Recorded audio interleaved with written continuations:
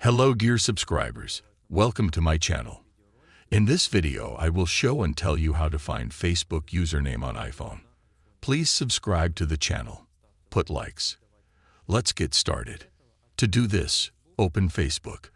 Then click on your account. In the upper right corner click on the three bars. Here we scroll to the bottom.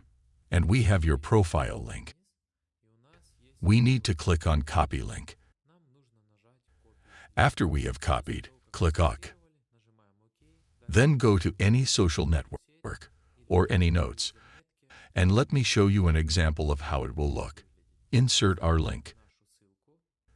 Then where it says woofacebook.com we take it and delete it. Then click Done. And there you go. You can find your Facebook username. It's as simple as that. If you like this video, be sure to subscribe to the channel. Write comments, subscribe to the channel. Put likes. Bye to all.